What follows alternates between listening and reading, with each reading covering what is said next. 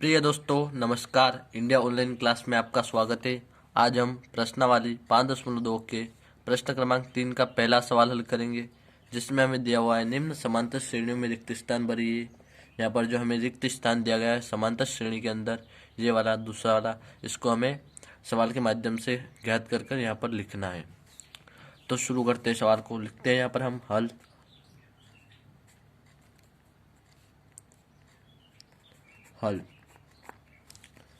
तो सबसे पहले हमें जो भी दिया गया है उसको हम नीचे लिख लेते हैं। तो यह हमें ए जो दिया गया है, ए बराबर 2 दिया गया है।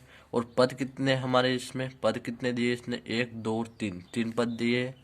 पद को हम एन से दर्शाते तो एन बराबर कितने हमारे 3 है। और फिर यहाँ पर ए एन कितना है हमारे पास, ए एन, जिसे हम आखिरी वाला पद जो होता है उसे हम ए एन कहते हैं। तो ए एन हमारे पास है बराबर 26। तो हमें यहाँ पर क्या ज्ञात करना है, अभी डी जो है उसे ज्ञात करना है हमें, यानी इनके बीच का अंतर हमें पता नहीं है, उससे ज्ञात करेंगे। फिर उसके बाद हम जो रिक्त स्थान दिया गया उसको ज्ञात करेंगे। तो इसके लिए हम सूत्र का प्रयोग करेंगे, ए एन बराबर ए प्लस कोष्टक के अंदर एन माइनस 1 फिर गुणे में डी। तो ए एन जो है हमारा यहाँ पर 26 दिया हुआ है, यहाँ लिख लेते हैं हम 26 बराबर ए हमारा है 2 प्लस एन हमारा दिया गया है 3 माइनस 1 और फिर गुणे में हमारा डी। फिर यहाँ पर लिखते हैं हम 26 और 2 जो है बराबर से इधर ले आएंगे हम इसको 2 को, तो यहाँ पर हमारा माइनस में हो जाएगा, प्लस का है तो -2 हो जाएगा बराबर। यहाँ पर 3 में से हमारा 2 जाएगा, सॉरी 3 में से 1 जाएगा तो हमारा बचा 2 और गुणा हो जाएगा डी का, तो 2d हो जाएगा हमारे यहाँ पर 2d, इस प्रकार से हो जाएगा। फिर उसके बाद यहाँ पर हमारा 26 में से 2 जाता है तो बचता है हमारा 24, यहाँ पर हमारा 24 बच जाएगा। फिर 2d, फिर अब यह बराबर से इधर का डी जो है बराबर से इधर लाएंगे हम, तो ये बराबर से इधर वाली संख्या के बटे में चला जाता है, तो इसके बटे में लिख देंगे हम 24 के, 24/2 बराबर डी को ऐसा ही लिखेंगे हम। तो हम 2 से काटेंगे 24 को, तो 2 एकम 2 और 2 दूना 4, तो हमारा क्या आया 12। तो यहाँ पर लिखते हैं हम डी बराबर क्या है हमारा 12, यानी जो पहले वाले पद और दूसरे वाले पद जो है उसके बीच का अंतर 12 है। तो अभी हम इसके माध्यम से जो दूसरा वाला पद भी ज्ञात करेंगे। तो उसके लिए हम क्या ज्ञात करना, दूसरा वाला पद जिसे हम बोलते हैं a2, तो a2 बराबर a प्लस डी, यानी पहले वाले पद को जो है पद में जो है सार्वंतर जो हमारा प्राप्त हुआ, इनके बीच का अंतर, पहले और दूसरे पद के बीच का अंतर जोड़ेंगे पहले पद में, जिससे हमारा दूसरा पद हमें प्राप्त हो जाएगा। a प्लस डी बराबर a जो है हमारा है 2 प्लस 12 बराबर 14 हो जाएगा, 12 और 2 हमारा 14 हो जाएगा। तो हमारा दूसरा वाला पद जो क्या आएगा a2 बराबर 14 आ जाएगा हमारा।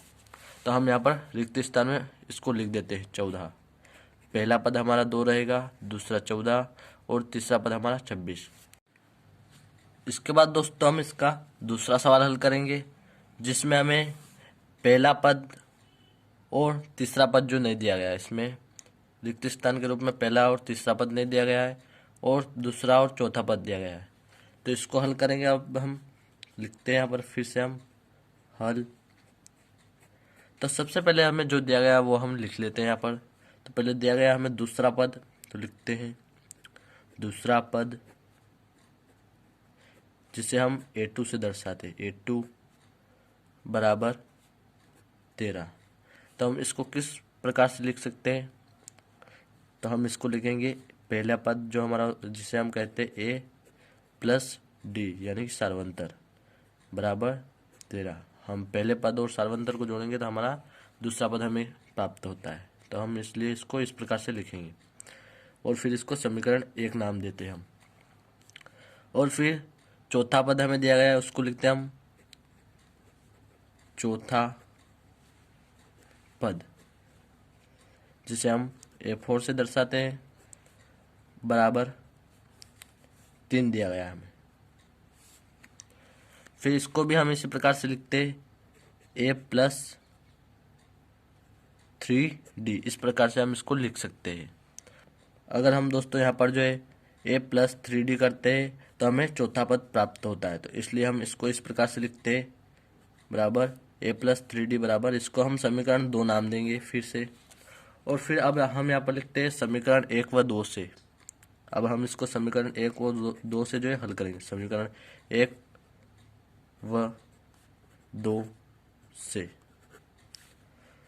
तो लिखते हैं, पहला हमारा समीकरण 1 A+D बराबर 13, और फिर हमारा दूसरा समीकरण है A+3D बराबर 3। तो यहाँ पर हम इसको घटाने पर लिखते हैं, हम घटाने पर, पहले में से दूसरे वाले को हम घटाएंगे, इसलिए लिखते हैं हम घटाने पर। यहाँ पर जो हम निचले वाले समीकरण के चिन्ह जो है बदल देंगे, या भी ए जो हमारा प्लस का है तो हम इसको माइनस में कर देंगे, ये माइनस का हो जाएगा। और फिर 3D जो है प्लस का है, ये भी माइनस का हो जाएगा। और 3 भी प्लस का है तो इसको भी माइनस में हम बदल देते हैं, और यहाँ पर ऊपर वाले समीकरण को हम नहीं बदलते। तो सबसे पहले हमारा प्लस और माइनस क्या हो जाता है, यहाँ प्लस वाला ए और माइनस वाला ए जो एक दूसरे से कट जाएगा प्लस माइनस से। और फिर यहाँ पर प्लस का डी ए और यहाँ पर -3D, तो प्लस माइनस हमारा होता है माइनस, तो यहाँ 1D यहाँ पर और 3D यहाँ पर, तो हमारा यहाँ पर नीचे बचेगा 2D माइनस होने पर। और बड़ी संख्या माइनस की है तो यहाँ पर चिन्ह माइनस का रहेगा हमारा। फिर उसके बाद यहाँ पर प्लस का 13 और माइनस का 3, तो यहाँ पर हमारा प्लस माइनस माइनस हो जाता है, लेकिन चिन्ह हमारा यहाँ पर प्लस का ही रहेगा, क्योंकि छोटी संख्या जो है माइनस की है और बड़ी प्लस की है। तो 13 में से 3 जाता है, हमारा बचता है 10। तो यहाँ पर लिखते हैं हम इसको फिर से, -2D बराबर 10। फिर उसके बाद माइनस का 2 जो है बराबर से उधर जाएगा, तो यह D के गुणे में है तो बराबर से उधर 10 के बटे में चला जाएगा यह, तो D बराबर 10 बटा माइनस का 2 रहेगा। तो यहाँ 2 से हम 10 में भाग देते हैं, तो हमारा बचता है 5, लेकिन इसका 5 बचा, डी जो माइनस का 5 बचा, क्योंकि 2 जो हमारा माइनस का था। डी का मान समीकरण 1 में रखने पर अब हम समीकरण 1 में डी का मान रखें, तो समीकरण 1 जो हमारा था A+D बराबर 13, A+D बराबर 13 जो हमारा समीकरण फर्स्ट था, जिसमें हम D का मान रखें, जो कि हमें -5 प्राप्त हुआ D का मान। A प्लस -5 कोष्टक के अंदर बराबर 13 बराबर, फिर A को जो का तो लिखेंगे, और 5 जो है माइनस का, ये बराबर से उधर चला जाएगा तो क्या प्लस का हो जाएगा, बराबर 13 माइनस का प्लस होकर 13 में जुड़ जाएगा 5। A बराबर 13 + 5, तो कितने होते हैं हमारा 13 और 5 18। तो यहाँ पर हमारा पहला पद यानी ये जो हमें 18 प्राप्त हो जाता है। और अब हमें इसका तीसरा पद ज्ञात करना है। पहला तो हमें प्राप्त हो गया A 18, अब हम इसका A3 जो है ज्ञात करेंगे। उसके लिए हम A में A+2D करते हैं, फिर बराबर यहाँ पर A जो हमें प्राप्त हुआ है 18, फिर प्लस गुणे में है हमारे 2 गुणित सार्वंतर जो D हमारा क्या है प्राप्त हुआ अभी हमें -5,